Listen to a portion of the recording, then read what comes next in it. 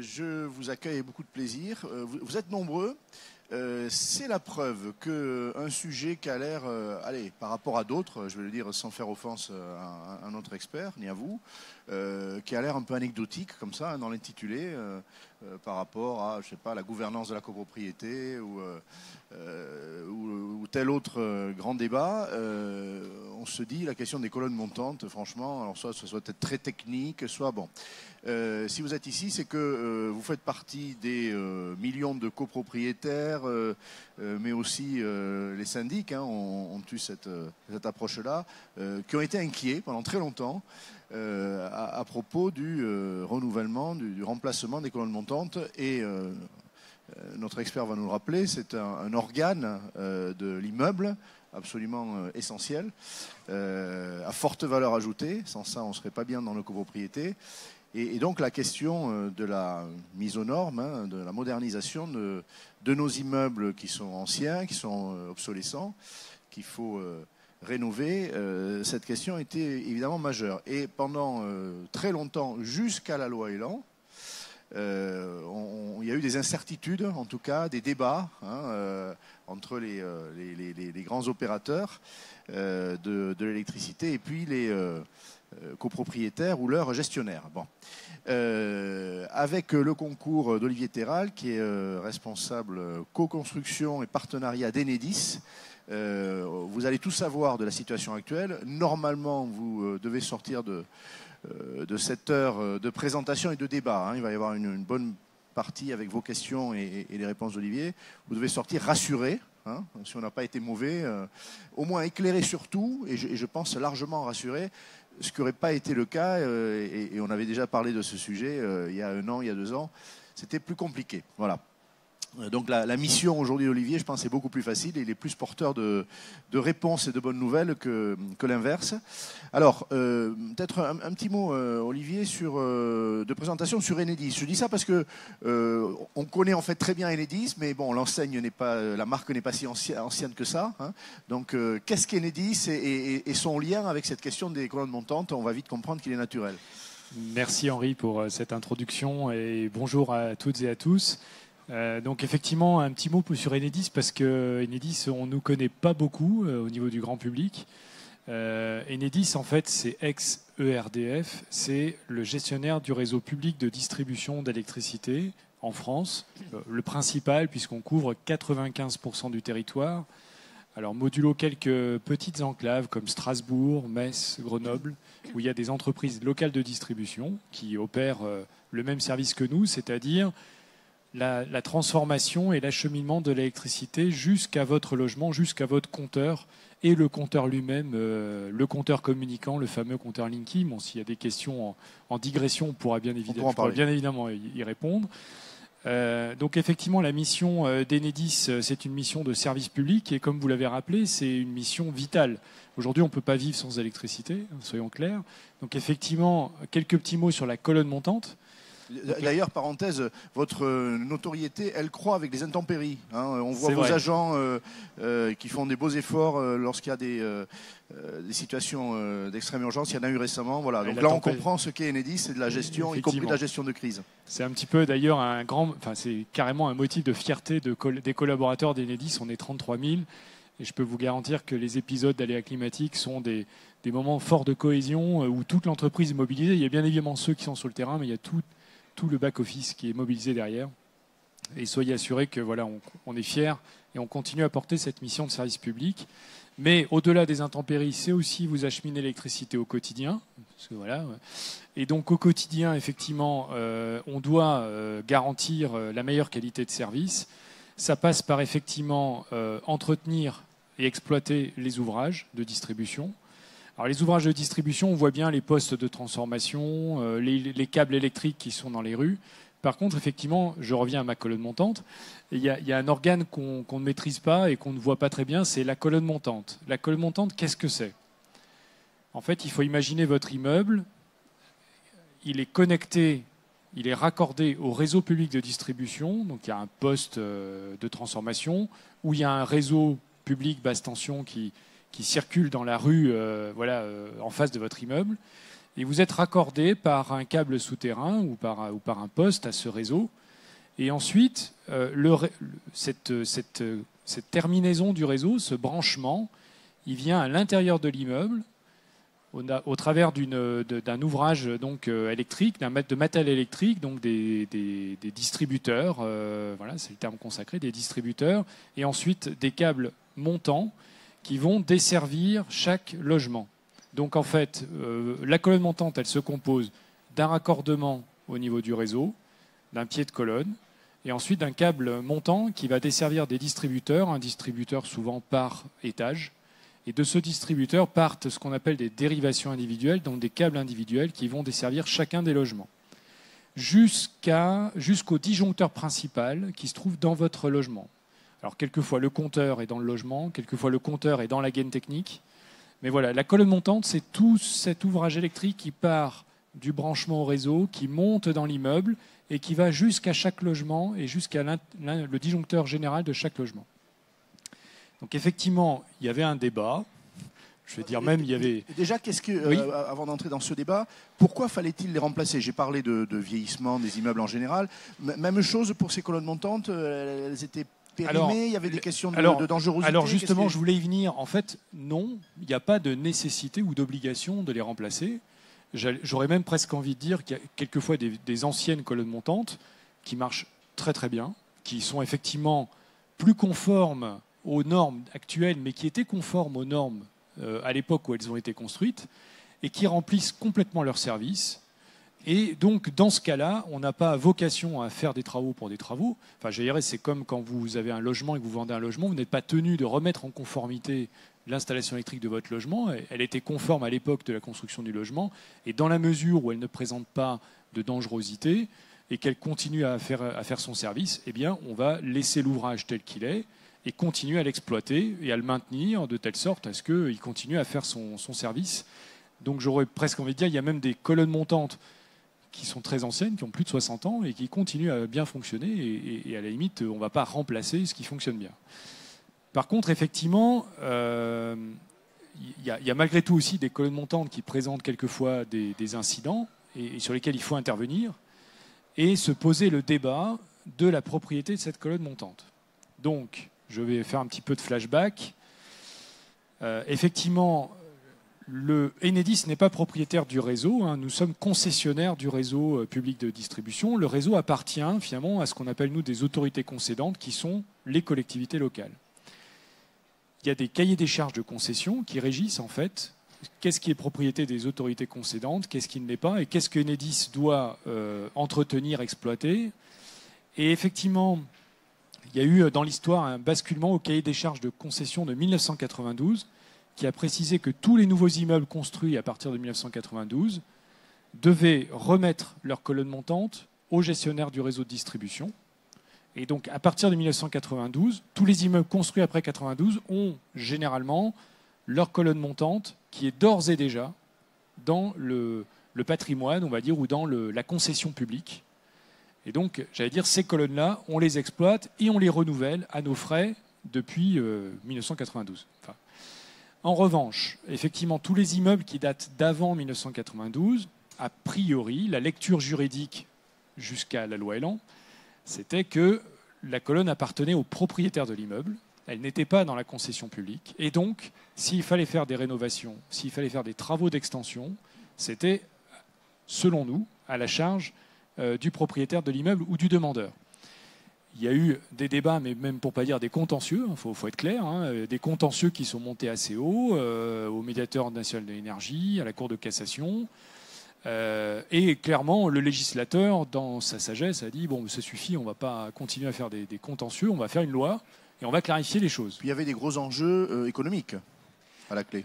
Alors, il y a des enjeux économiques. Pour les copropriétaires particulièrement. Voilà, il y avait des enjeux économiques pour les copropriétaires, pour les bailleurs sociaux aussi. Et pour les bailleurs sociaux. Donc, il ne faut pas les oublier parce qu'ils ont un très fort pouvoir. Ils ont été actifs. Ils ont été très actifs.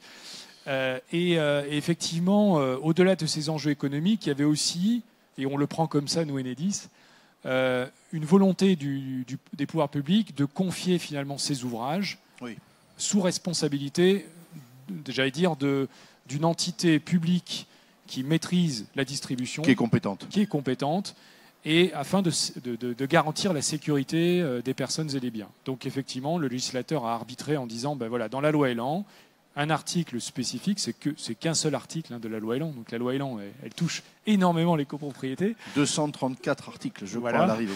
Donc nous, on est touché par un article. Donc voilà. Et cet article, quand même, il est assez marquant puisqu'il marque le fait que le législateur entérine le principe du transfert des colonnes montantes d'avant 1992 dans la concession publique. Alors, il y a un petit codicile. C'est que pour assurer la constitutionnalité de cette loi et pour éviter un problème de spoliation du droit de propriété, il y a quand même cette capacité pendant 2 ans à compter de la parution de la loi. Donc la loi est parue le 24 novembre 2018. C'est ça. Donc juste pendant les 2 ans qui courent jusqu'au 24 novembre 2020, les copropriétés ont la capacité à revendiquer la propriété de leur colonne en disant non mais moi je veux la garder. Je ne veux pas la transférer à Enedis parce que voilà, je l'ai refaite à mes frais, elle me convient et puis je veux garder la main et puis voilà, j'ai pas envie et voilà. Quel intérêt, attendons-nous un peu là-dessus, il y aura peut-être des questions, mais il me semble que ça va être des cas tout à fait exceptionnels, mais quel intérêt, au-delà de dire j'ai fait des investissements, je veux en profiter, les amortir, quel intérêt de garder cette propriété et donc d'avoir la responsabilité de l'entretenir? En toute franchise, je pense que c'est vraiment, comme je disais, une logique juridique pour rendre la loi constitutionnelle, pour laisser la possibilité quand même pour pas spolier le droit de propriété. Donc, mais effectivement, aujourd'hui, pour tout vous dire, j'ai vérifié hier, à ce jour, on a 9 demandes en France de copropriétés qui ont demandé à garder la colonne. Donc voilà, mais c'est une possibilité réglementaire et bien sûr, nous, on applique la loi. Et donc, voilà. C'est irréversible au-delà de ces 2 ans? Ce n'est pas irréversible. C'est-à-dire que la copropriété peut changer d'avis. Par contre, si elle change d'avis au-delà des 2 ans, à ce moment-là, et si la colonne présente des problématiques de conformité, Enedis, nous, on est en droit de demander à la copropriété de rénover la colonne et de la remettre en conformité avant le transfert. D'accord. Alors que dans le principe de la loi, le transfert aujourd'hui qui est acté, c'est un transfert qui est en l'état. D'accord. Et à titre gracieux, c'est-à-dire qu'on ne rachète pas les colonnes, on les prend à 0 €, et par contre, on les prend en l'état, c'est-à-dire qu'il n'y a aucune obligation pour la copropriété de faire quelque travaux que ce soit pour transférer ces colonnes. Et je dirais même, si la copropriété ne fait rien entre aujourd'hui et le 24 novembre 2020, à partir du 25 novembre 2020, la colonne est réputée tomber dans la concession publique. D'accord. Donc le silence vaut le silence vaut transfert. Voilà. D'accord. Exactement. Alors, ce qui veut dire d'ailleurs que Enedis s'apprête à investir, parce que vous êtes en train, si je puis dire, d'hériter d'ouvrages dont l'état va être variable. Et pour ceux qui exigeront des travaux, vous les assumerez. Tout ça est prévu par l'entreprise.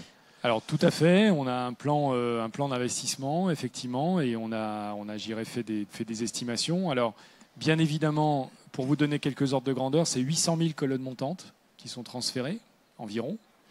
Donc bien évidemment, on ne va pas renouveler 800 000 colonnes montantes comme ça en claquant des doigts. Jusqu'à aujourd'hui, on fait environ 1000 rénovations de colonnes montantes par an. On estime, nos experts estiment qu'on devrait monter à 4000 colonnes par an en termes d'intensité de rénovation. Et puis, on ne s'interdit pas, pour des questions aussi d'optimisation financière, de pouvoir éventuellement rénover les colonnes par partie. C'est-à-dire qu'on peut très bien rénover intégralement une colonne montante si elle est effectivement extrêmement vétuste et dangereuse. Aujourd'hui, la règle technique, c'est de remettre tout en conformité. En revanche, si la colonne est ancienne, mais qu'elle fonctionne très bien, elle a une réserve de puissance qui est confortable. Et puis, imaginons, vous voulez réaménager les combles et créer un nouveau point de livraison pour aménager les combles et créer donc un petit logement. C'est un petit peu dommage de tout casser pour juste ce besoin. Et donc, on est en train on a déposé d'ailleurs un brevet avec une entreprise, avec des entreprises et fabricants de matériel, pour effectivement avoir ce qu'on appelle un distributeur universel. C'est finalement un adaptateur qui permette de mettre des nouveaux matériels de nouvelle génération sur des distributeurs très vieux pour lesquels il n'y a plus de pièces de rechange. Parce qu'en fait, le problème sur des anciennes colonnes, c'est qu'on n'a pas toujours les pièces de rechange. Et donc, effectivement, c'est un petit peu dommage de casser et de payer une colonne 10 ou 12 000 euros, alors qu'il suffit juste de faire un petit adaptateur sur le sommet de la colonne. Donc là, effectivement, on est en train d'inventer des dispositions pour éviter de gêner et de perturber la copropriété, parce que qui dit rénovation de colonne, bon, dit coût pour le distributeur, bien sûr. Mais interruption aussi de distribution pendant... Non, on essaye au maximum de construire l'ouvrage à blanc en même temps que l'ancien, et de garder une continuité d'alimentation. On ne va pas expliquer à une copropriété qu'on va couper tous les logements pour construire une colonne. Par contre, effectivement, justement, le fait de construire une colonne neuve à côté de l'ancienne, c'est pas sans conséquence. Bon, déjà, vous avez les nuisances d'avoir des entreprises qui viennent dans la cage d'escalier, des percements, etc. Puis effectivement, il faut trouver la place. Quelquefois, ça a des impacts aussi en termes d'embellissement ou de travaux d'esthétique. C'est-à-dire qu'effectivement, ça implique aussi pour la copropriété de gérer éventuellement des travaux d'embellissement ou des travaux de génie civil, donc des coûts corollaires, je dirais, parce que effectivement, nous, à Enedis, on prend la colonne montante. La colonne montante, c'est les matériels électriques. On ne reprend pas les gaines techniques, on ne reprend pas la partie génie civil, en fait. Donc tout ce qui est génie civil reste à la charge du propriétaire de l'immeuble. Bien sûr. Je reviens sur le transfert. On a bien compris que cette période de 2 ans avait été prévue pour que, à l'issue de ces 2 ans, le transfert se fasse automatiquement si la copropriété ne fait rien. Alors, si elle veut être plus active, est-ce qu'elle a la possibilité de décider positivement de ce transfert et donc de faire quelque chose? Vous allez nous dire quoi? Qui fait quoi? Je pense que le syndic a un rôle dans cette affaire. Est-ce que c'est le syndicat des copropriétaires qui est l'auteur de cet acte? Voilà, le mode d'emploi du transfert, sauf si je ne veux rien faire et que je laisse couler les 2 ans. Voilà, tout à fait. Alors, si vous êtes inquiet et que vous souhaitez effectivement transférer au plus vite la responsabilité de la colonne à Enedis, c'est tout à fait possible. Vous pouvez le faire sans attendre l'échéance des 2 ans. En particulier pour le cas où je me dirais il risque d'avoir des problèmes, je veux tout de suite les transférer à Enedis. C'est ça. Soit ce cas-là, soit le cas aussi où vous dites non, je veux garder la propriété. Bien sûr. Bien sûr. Donc effectivement, la démarche à suivre, c'est de faire voter une résolution en assemblée générale qui va dans ce sens.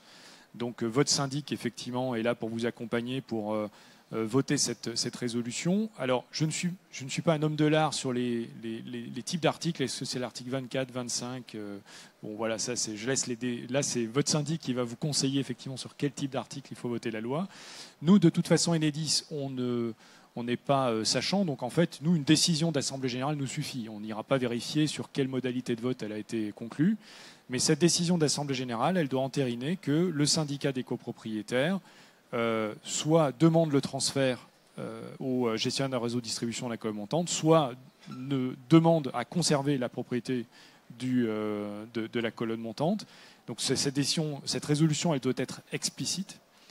Et effectivement, ensuite, il faut nous la transmettre. Alors pour cela, nous avons mis en place un portail dédié, qui est accessible soit en tapant sur Google, vous tapez sur Google « Transférer ma colonne montante » et vous allez tomber sur la page Enedis iDouane, soit vous allez sur le site enedis.fr et sur la page dédiée « Transférer ma colonne montante ».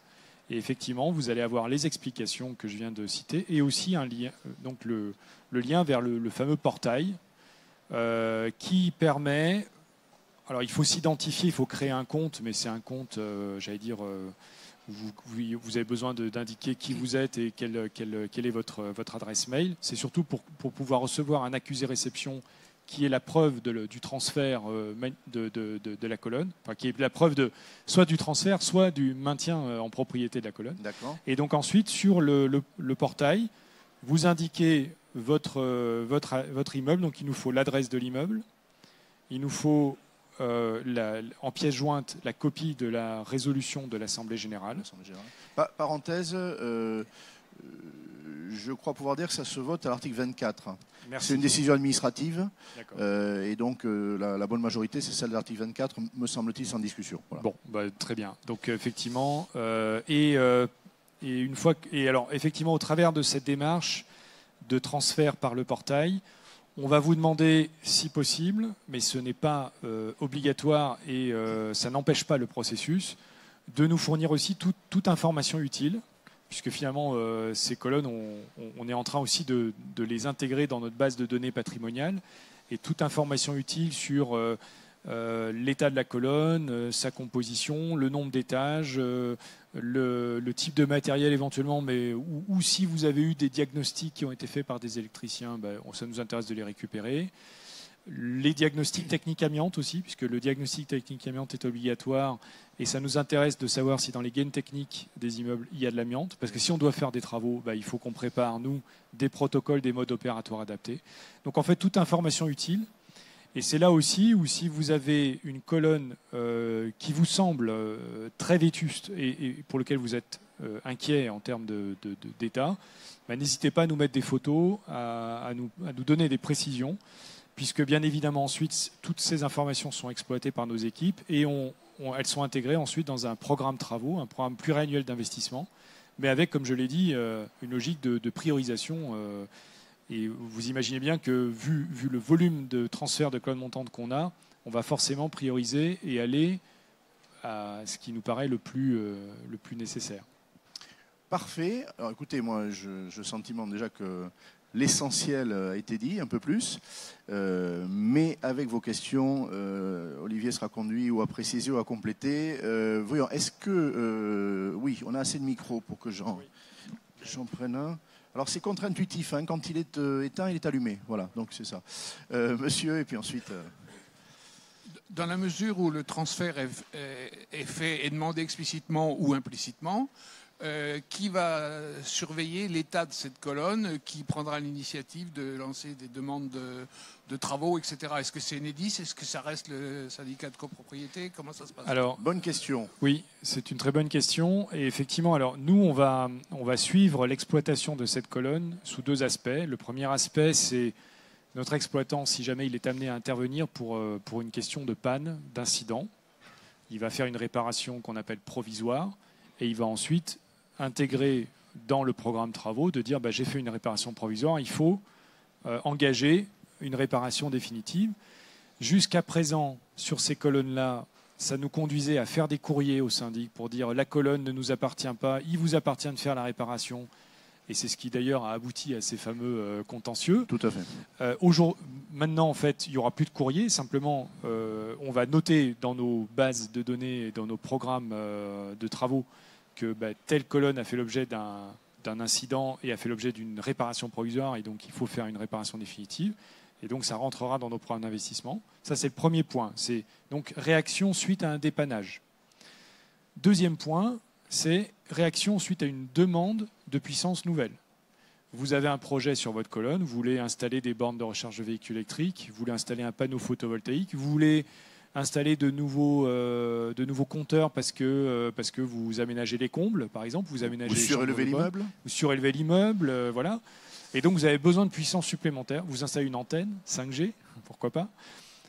Et il se trouve que ce besoin de puissance supplémentaire, il doit nécessairement se raccorder sur la colonne. Et donc là, comme je le disais, il y a plusieurs options.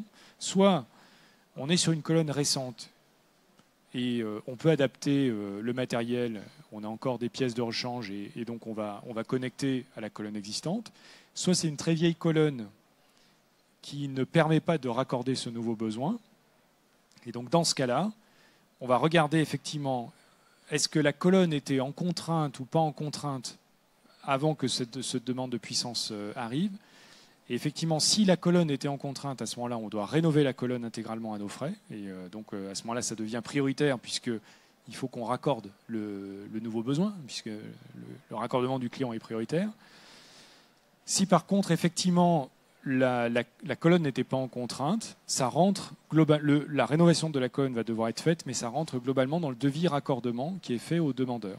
Donc là, pour le coup, il y aura un coût qui sera partiellement supporté par le demandeur et partiellement supporté par Enedis. Avant la question de madame, qui intervient dans les copropriétés? Ce sont des entreprises que vous mandatez, avec lesquelles vous avez un contrat? Ce n'est pas du personnel interne d'Enedis, en clair? Oui, alors effectivement, au niveau des travaux, ça va être des prestataires travaux qui sont qualifiés Enedis. Voilà. Et donc vous contrôlez la qualité, vous avez sont engagés par rapport à vous. Exactement, ils sont engagés par rapport à nous. Ils ont un certificat spécifique. On a travaillé avec Califelec, un organisme donc de la filière électrique, pour avoir une mention colonne montante, Califelec colonne montante. Et donc progressivement, toutes nos entreprises qualifiées vont passer par Califelec colonne montante pour avoir cet agrément spécifique.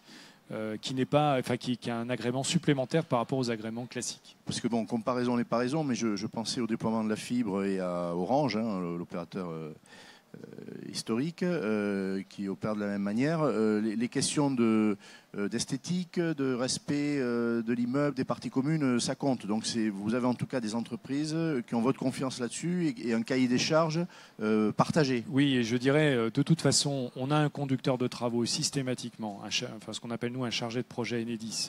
Donc c'est le conducteur de travaux Enedis qui est le maître d'ouvrage, puisqu'on reste nous maître d'ouvrage. Et donc, notre entreprise prestataire, elle est pilotée. Donc, vous avez, vu la copropriété, vous avez un interlocuteur Enedis systématiquement.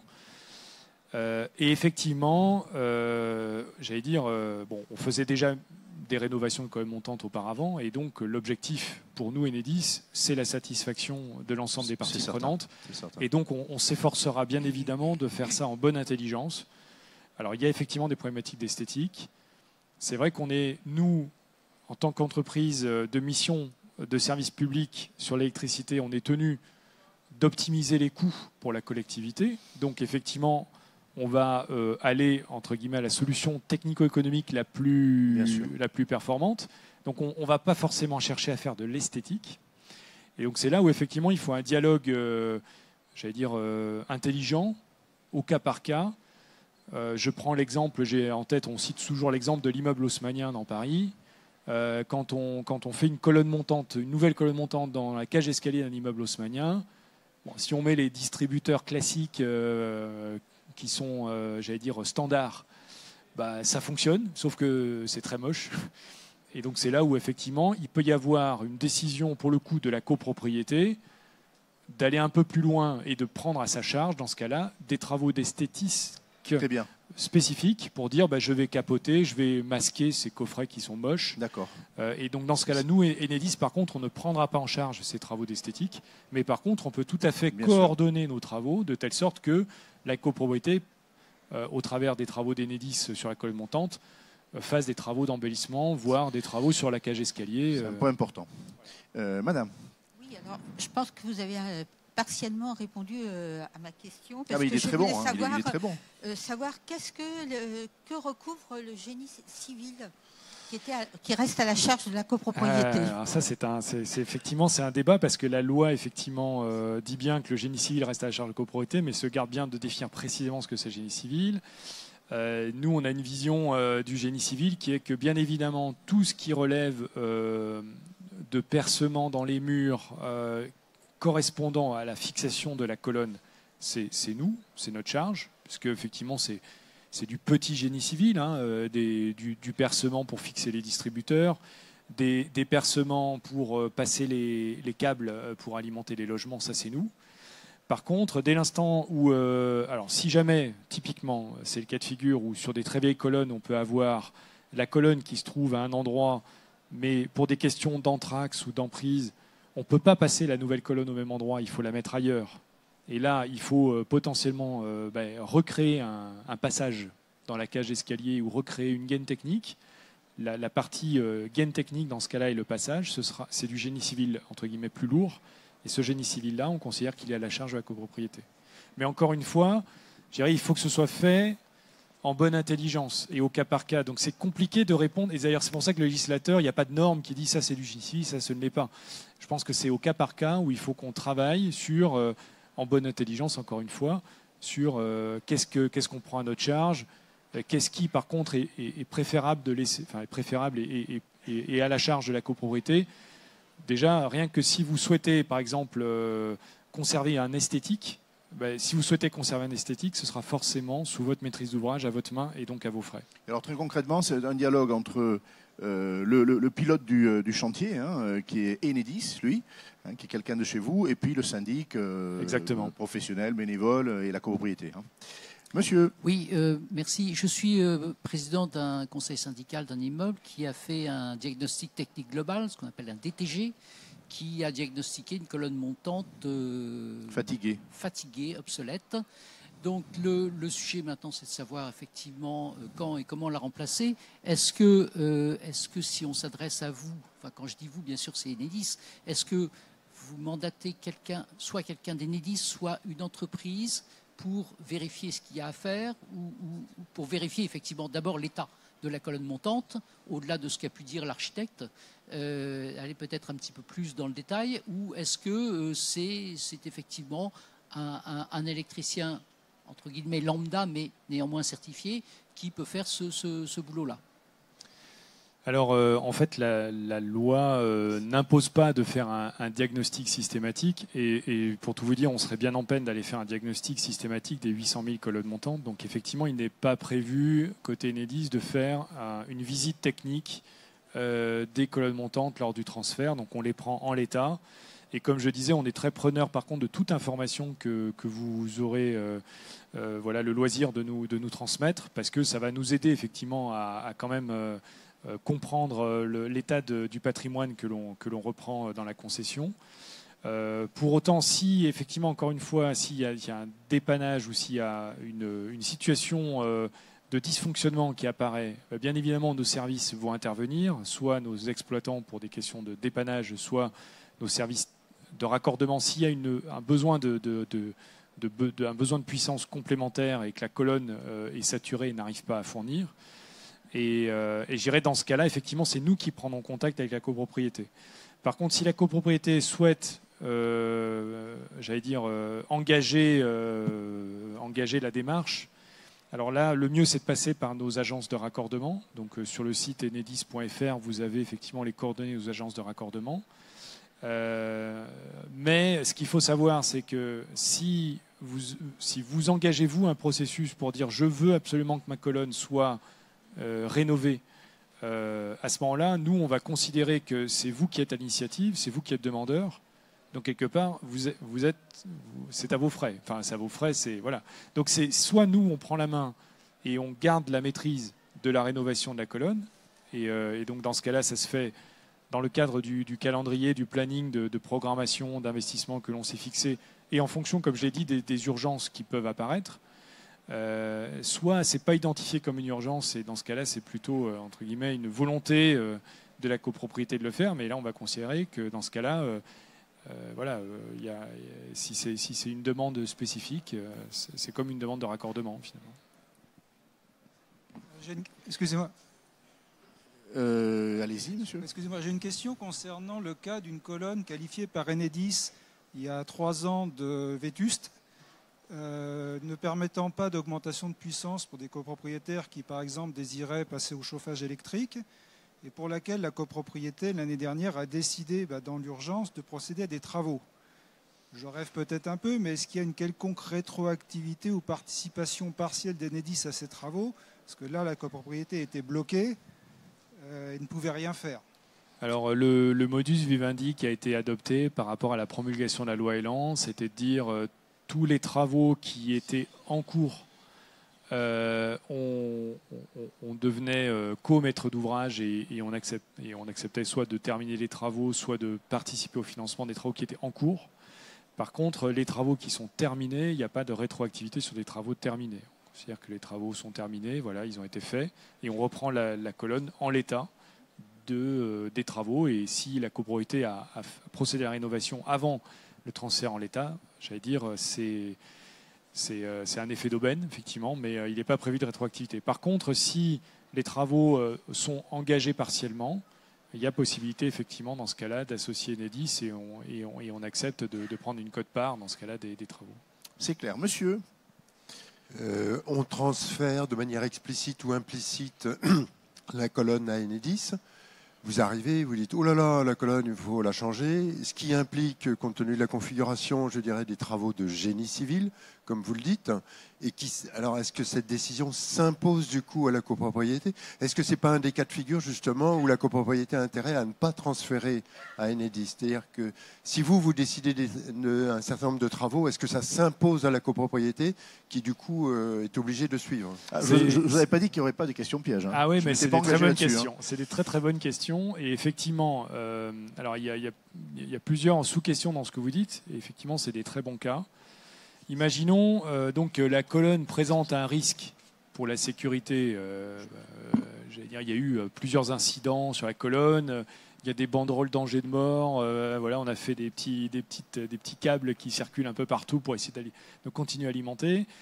La colonne nous est transférée en l'état. On l'a mis dans notre programme d'investissement. On vient voir la copropriété en disant écoutez, la colonne, il faut la refaire. Et la copropriété dit moi, j'ai pas envie de refaire la cage d'escalier, j'ai pas envie de faire des travaux, donc je vous donne pas l'autorisation. Dans ce cas-là, on fera pas les travaux, bien évidemment. Donc ça veut dire que on passera à autre chose. Par contre, si jamais effectivement la colonne présente vraiment un risque de sécurité grave, notre responsabilité en tant qu'exploitant du réseau, ce sera peut-être de procéder à des mises en demeure, voilà, pour dire attention, votre colonne elle est vraiment en situation où on doit intervenir. Vous ne pouvez pas durablement nous empêcher de faire la rénovation de la partie qui nous incombe, parce qu'on en est responsable. On devient nous responsables pénalement quand même, donc on est engagé. Donc, et ça peut même aller jusqu'à une responsabilité qui nous est conférée par la mission de service public, qui est de mettre en sécurité. Alors mettre en sécurité, c'est un doux terme pour dire on coupe. Si jamais il y a vraiment des étincelles, des départs de machin, on coupe l'électricité. Voilà, donc effectivement, c'est le premier cas. Deuxième cas de figure, c'est tout va bien. Et puis Enedis vient vous voir pour vous dire j'ai un des copropriétaires qui m'a demandé une puissance de raccordement. Votre colonne ne permet pas de l'accueillir, il faut faire les travaux. Donc je vais payer parce que c'est ma colonne. Par contre, il faut que vous mettiez... vous nous autorisiez à faire les travaux, etc. Et puis vous, copropriété, vous dites oui, mais moi, le voisin qui est, qui veut aménager sa chambre de bonne, j'en ai rien à faire, moi je veux pas de travaux. Là, le problématique, c'est qu'on a une obligation de raccordement quand même. On peut pas, nous, donner une fin de non-recevoir à un client qui nous demande un raccordement. Donc, effectivement, c'est là où il faut travailler en bonne intelligence et c'est là où je disais que notre distributeur universel qui va permettre de pas avoir à refaire toute la colonne si la colonne est ancienne mais encore en bon état pour pouvoir accorder un nouveau besoin, va certainement nous éviter des tracasseries de ce type-là, parce qu'effectivement on peut être confronté à un demandeur qui demande une puissance et puis tous les autres copropriétaires qui ne veulent pas faire les travaux correspondants. Monsieur. Oui, la colonne montante inclut-elle le câble qui relie un compteur qui est dans les parties communes au disjoncteur principal d'un appartement qui est dans la partie privative, s'il vous plaît? Merci. Oui, la réponse est oui. Ça va jusqu'au disjoncteur qui est dans le logement. Tout à fait. Merci. Merci, monsieur. Puis ensuite, monsieur. vous. Oui, bonjour. J'ai exactement la suite de ceci. À savoir que vous avez des fameux compteurs Linky qui ne sont en réalité que des compteurs interrupteurs. J'insiste sur le mot interrupteur qui n'a jamais été vendu par Enedis. D'ailleurs, je ne sais pas si c'est légal, mais à savoir que actuellement, les contentieux ne sont pas finis, Olivier. à savoir qu'actuellement, par exemple, j'ai 30 ampères chez moi, mais quand je vais passer avec un beau Linky, j'en aurai plus que 26. Donc, si j'en ai besoin réellement de mes 4 supplémentaires, de mes 4 ampères supplémentaires, je vais être obligé de demander une augmentation de puissance. À savoir que j'ai un vieux disjoncteur qui est en 650 milli, ça vous parle. Donc, qu'est-ce que je fais le jour où on vient me poser le compteur? Je demande à ce qu'on me mette un disjoncteur nouveau, un 500 milli, et qui aille jusqu'à 45 ampères. Sinon, je suis flouté si je demande une augmentation de puissance, puisque je serai limité qu'à 30 ampères. Alors, effectivement, c'est un peu technique. Vous êtes ingénieur, Olivier. Ça tombe bien, ça tombe bien. Ça vous servir aujourd'hui.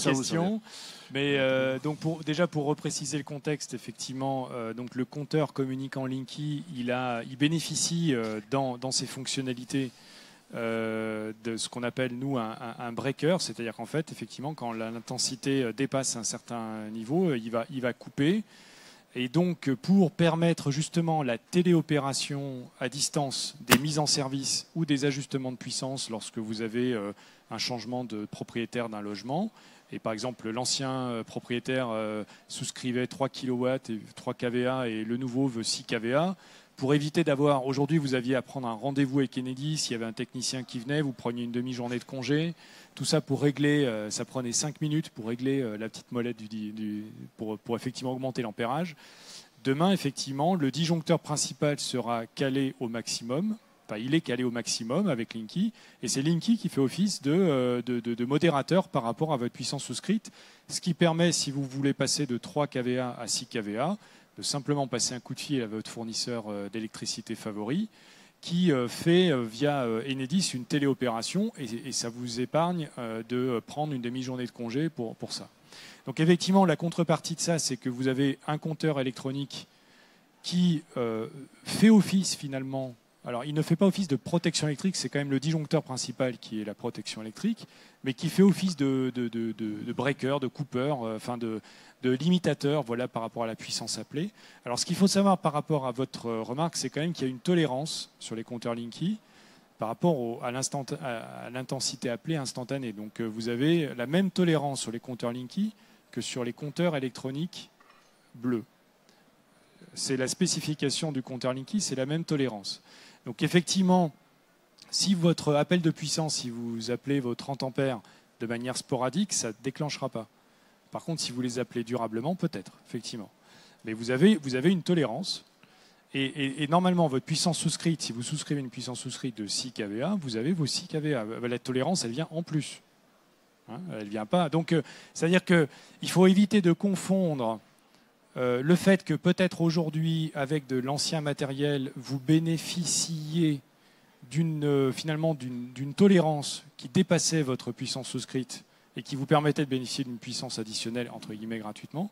Le compteur Linky, effectivement, il vous garantit votre puissance souscrite. Si vous souscrivez 6 kVA, vous aurez 6 kVA. Si potentiellement vous dépassez un petit peu les 6 kVA, ça ne déclenchera pas tout de suite. Si vous les dépassez effectivement, franchement et durablement, là, ça déclenche. Et ça oblige à re-enclencher en appuyant sur le plus du compteur. Mais il n'y a pas de dégradation. Dans les spécifications, et là je peux vous dire que l'État a été extrêmement vigilant, l'autorité de régulation aussi, sur le fait qu'on ne dégradait pas les spécifications du contrat de service public. Donc Linky est conforme au contrat de service public, on garantit les mêmes spécifications que les anciens comptages. Parfait. Quelle tolérance, se demande monsieur, pour prolonger C'est 1,3. Moi, je trouve qu'il est incollable. Il est vraiment très bon. Pourtant, vous faites le maximum. Hein. Monsieur, essayez de le coller. On va revenir à quelque chose de bien plus simple. Ah bon. On doit voter la semaine prochaine le transfert de nos colonnes montantes, mais le syndic a ajouté une phrase. Il est entendu que ces colonnes montantes ne pourront être utilisées que pour passer les câbles nécessaires à l'alimentation du courant fort. Qu'est-ce que ça veut dire, s'il vous plaît?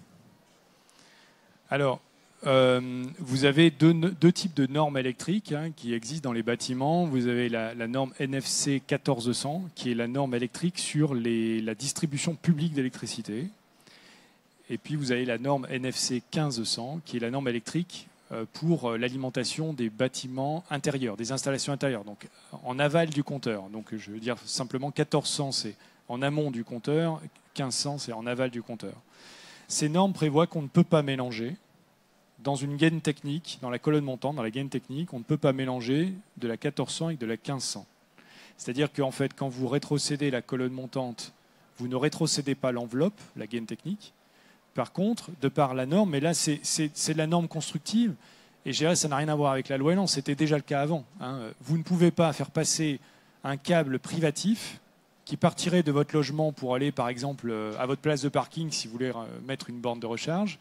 Et si vous vouliez mettre un câble privé depuis votre logement, vous ne pouvez pas passer ce câble dans la gaine technique de la colonne montante. La colonne montante, la gaine technique de la colonne montante est dédiée à la 1400, à l'alimentation C1400, donc à l'alimentation de la distribution publique. On ne peut pas faire cohabiter dans cette colonne de l'électricité, j'allais dire privative, avec de l'électricité publique. Olivier, moi j'ai une question très pratique. Et pareil aussi pour la fibre optique ou pour le courant faible, effectivement. Tout ce qui est raccordement fibre, normalement les opérateurs ne peuvent pas passer par les gaines techniques pour amener la fibre dans les logements. Toutes ces informations, lorsqu'on n'a pas la chance d'être venu au salon de la copropriété, on peut les retrouver comment? Est-ce qu'il y a un interlocuteur chez Enedis vers qui on peut retourner pour des questions très particulières, on le voit, ou même les questions de base que vous avez, auxquelles vous avez répondu? Alors je dirais, il y a un forum, il y a un site, qu'est-ce que vous avez alors mis à je dirais disposition? sur notre site enedis.fr, vous avez toutes les informations sur la loi Elan, sur les colonnes montantes et sur les modalités de transfert. Sur la partie des normes techniques, vous avez, alors sur la documentation technique de référence d'Enedis, vous avez des informations. Vous pouvez aussi vous retourner vers des organismes, des organismes de la filière électrique. Hein. Oui, oui. Je pense notamment à Consuel. Consuel oui, est un organisme qui est loi 1901 et qui a une vocation aussi à prescrire et garantir l'application des normes électriques. Donc tout ce qui est règle de l'art sur l'électricité, c'est Consuel. Et aussi vous avez l'organisme Sekelec qui publie des guides Sekelec et qui sont des... D'accord. C'est un organisme aussi qui est multipartite avec toute la filière électrique pour fixer effectivement les règles de l'art. Voilà. Donc ça c'est pour les volets très techniques. Puis après, évidemment, c'est pas mal de se tourner vers un organisme de contrôle si vous voulez être rassuré sur un état électrique. Vous avez tous les organismes de contrôle qui peuvent vous accompagner là-dessus, sur les diagnostics. Alors, y a-t-il encore une question? C'est le cas. Bonjour, je voudrais que vous me confirmiez que sur Paris, vous avez l'accord de la préfecture pour changer les compteurs actuels, donc des parties communes, sans avoir l'accord du syndic, ni des copropriétaires. Alors, c'est pas que sur Paris, hein, c'est sur toute la France. Puisque en fait le changement des compteurs pour mettre des compteurs communicants, c'est ça, les compteurs Linky? Non, des compteurs Linky, mais à partir du moment que même pour les parties communes, le compteur est, par exemple, comme chez nous, était en cave. Donc pour les particuliers, si c'est à l'intérieur, vous n'avez pas l'autorisation si le copropriétaire refuse. Mais moi, ma question, c'était la confirmation pour les parties communes, même si le compteur est à l'intérieur, notamment en cave. Alors, donc déjà plusieurs choses. Et là, je ne vais pas parler que sur Paris, c'est sur tout le territoire. Donc, il y a une directive européenne qui oblige tous les États de l'Union à mettre en place des compteurs communicants.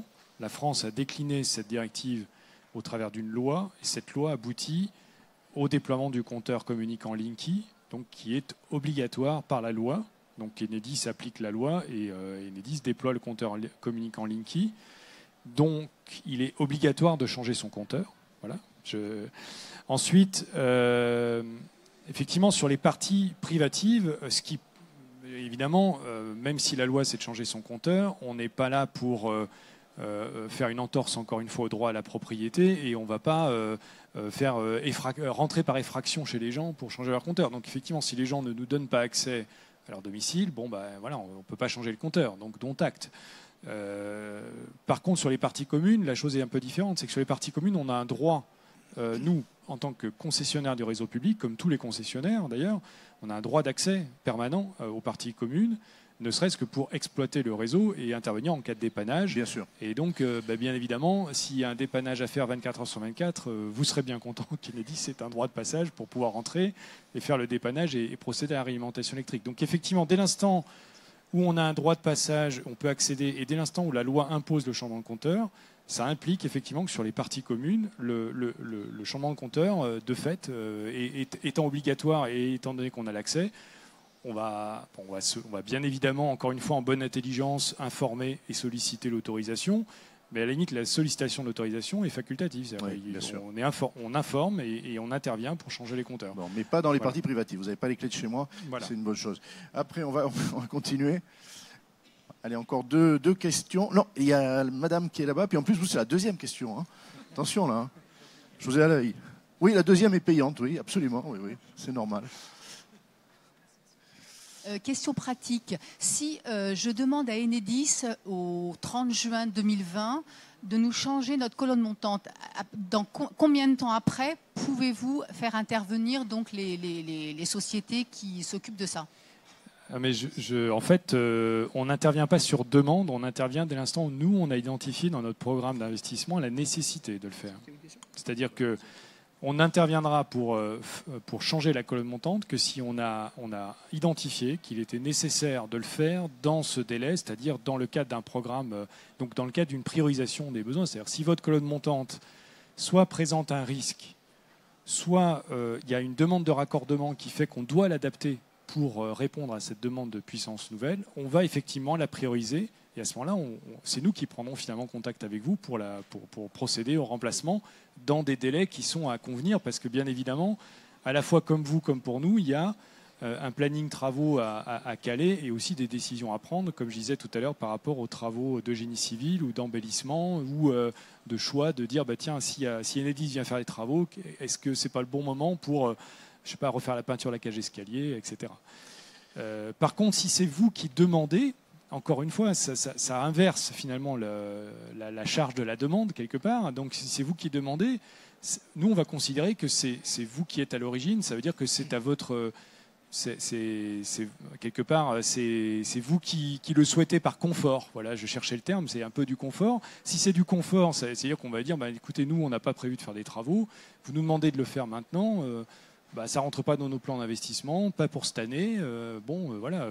Donc après, si vous maintenez en disant mais moi je veux absolument que ce soit fait, je reviens à la problématique de tout à l'heure qui est de dire mais écoutez, dans ce cas-là, peut-être que ça rentre dans une demande spécifique et dans ce cas-là, les coûts pourraient être à votre charge. Donc c'est là où effectivement le fait de transférer la colonne à Enedis ne vous donne pas un droit, entre guillemets, particulier à obliger Enedis à faire des travaux sur un délai précis par rapport à votre calendrier. Olivier, une question d'une dame qui est tout à fait au fond de la salle, et ensuite il y aura la deuxième question de monsieur que je n'oublie pas. Madame qui était venue pour la conférence suivante, mais qui est intéressée par celle-ci. C'est pour dire, Olivier. Hein? Bonjour. Je voudrais vous demander... La loi, elle précise... elle donne des précisions sur la colonne montante. Mais... Qu'est-ce qu'on fait avec les conduits de gaz? C'est Enedis ou c'est comment on fait?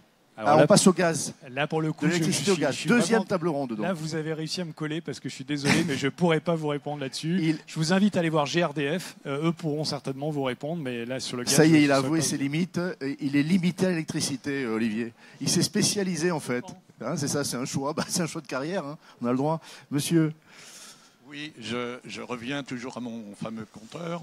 À savoir dans les parties communes, c'est-à-dire le compteur des parties communes, à savoir l'alimentation par exemple d'un ascenseur, ça veut dire que s'il y a quelqu'un de bloqué à minuit, l'ascenseuriste a un contrat 24-24, mais en réalité, lui, il n'a aucune faute. Il faudra qu'il aille voir le fameux compteur pour réappuyer sur le fameux bouton plus. Alors qu'avant, il n'a jamais eu ce problème. Là, vous partez du principe que le fait de changer le compteur Linky, ça va forcément créer des dysfonctionnements sur l'ascenseur. C'est pas que je pars du principe, c'est que c'est réel. À savoir que l'ancien compteur, lui, il ne faisait, comme son nom l'indique, que compter. Il n'était pas... Voilà. Enfin, c'est vrai que 1910... L'objectif, c'est pas de rentrer dans la polémique. Enfin, on pourra en discuter en aparté, mais on est là, au jour d'aujourd'hui, on a déployé 23 millions de compteurs. Vous voyez, Linky, 23 millions de compteurs sur 30 millions. Ça commence à être un échantillon représentatif. On commence à avoir passé un peu la bosse.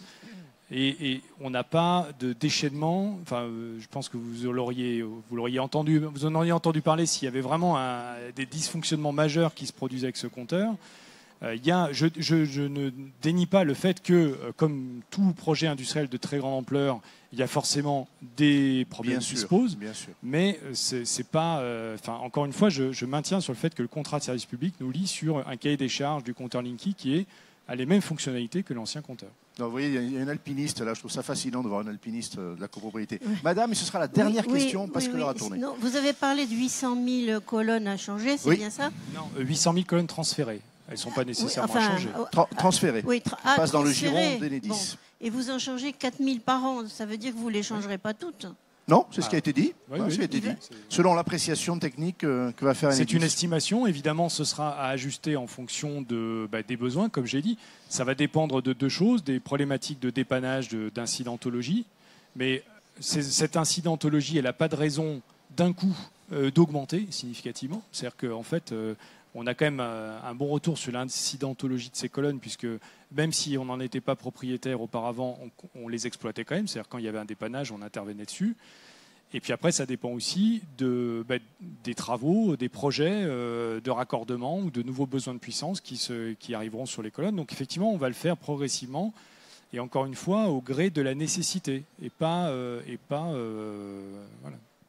Alors, j'interromps, ça ne veut pas dire qu'Olivier ne reste pas à votre disposition et Enedis plus largement. Je trouve vraiment qu'il mérite vos applaudissements, d'abord parce qu'il est incollable et puis parce qu'il nous a appris, je crois, 1000 choses. Merci, merci à tous. Merci beaucoup et on va laisser la place à la table ronde qui suit.